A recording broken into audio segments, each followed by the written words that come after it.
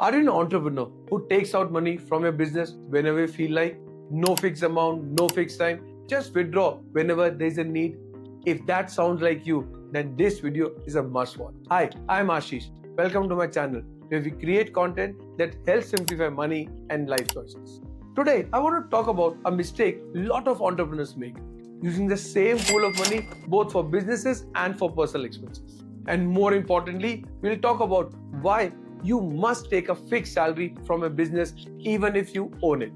You might be thinking, but this is how it has always been done, right? And you're right, this habit didn't start with us. It's something we have inherited from the way our older generations ran their business. Let's take a step back and understand where this mindset came from and why it may have worked then but not anymore. Back then, things were simple. Buying a house wasn't as expensive. Kids mostly studied in affordable or government schools. Weddings were done within the means of the family. Vacations were rare and low cost. And most importantly, there were no EMIs, no credit card, and no pressure to show off on Instagram. They lived simpler lives and had fewer wants and didn't need a lot of personal money. So even if they did not draw a salary from their businesses, it was okay. But fast forward to today, the story is very different. We live in a time where education is expensive, healthcare is unpredictable, travel has become more frequent and aspirational. Weddings have turned into a 3-day mega event, and it doesn't stop there. Now even milestone events like anniversaries, birthdays and baby showers are being celebrated almost like a wedding. Our lifestyle expectations are much higher. And it's not just a lifestyle that has changed. Even businesses' landscape have changed. In fact, business is not what it used to be. Earlier, once you started a business, you could run it the same way for decades. There were hardly any major changes. A factory stayed a factory, a shop stayed a shop. And if you just did your job, honestly, the business kept going. But today, everything changes every 3 to 5 years. Technology, customer preference, the way people buy, it's all changing fast. Even successful businesses are being forced to adapt and evolve constantly. And every time you need a change, whether it's launching a new product, upgrading your systems, or hiring better people, you need money. Hence, it's safe to say that we are living under completely different kind of circumstances. Yet, we are still following the same financial habit as the previous generation.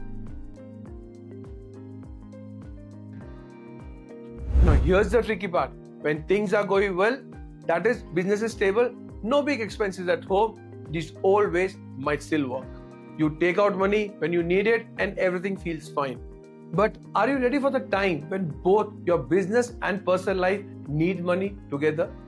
Let's say your child college admission is due and right around the same time your business needs a major upgrade or there's an unexpected slowdown. Now what?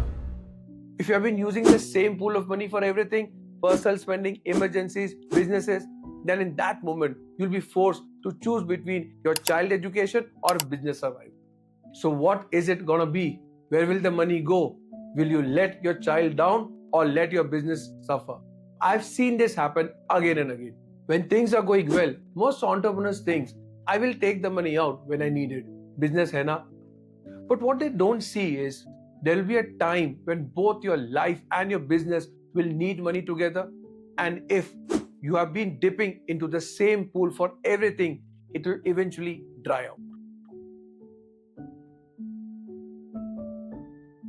Here's how you can begin separating the finances and build a safety net in both businesses and personal domain. First, start paying yourself a salary. Whether you have been running a business for decades or if you are just starting it now, fix a monthly amount for yourself. It doesn't have to be a big amount, but it has to be consistent.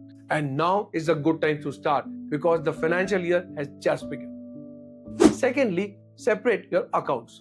Open 2 different bank accounts, one for business and one for personal use.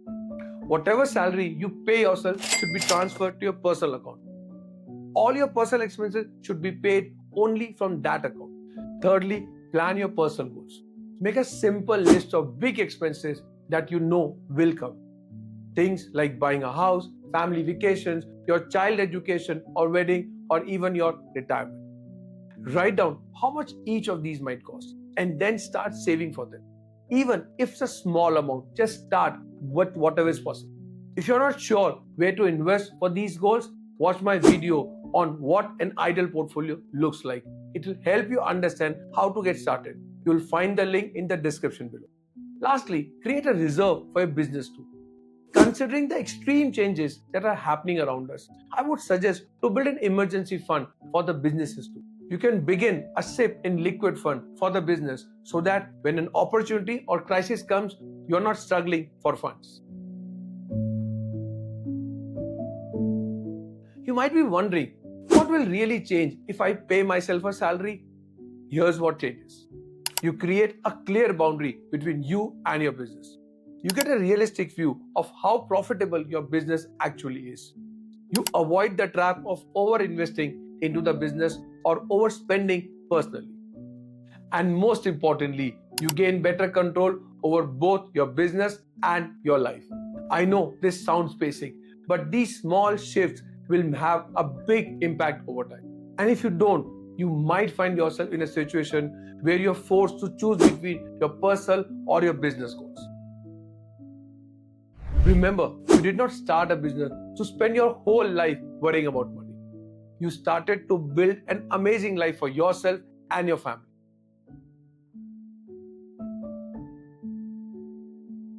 I hope this video got you thinking about how you're managing your business and personal finance. If it did, tell me in the comments what part really clicked for you. And if you know someone who's managing their personal finance the same way, share this video with them. It might just be a nudge they need. Thanks for watching, and I'll see you in the next one.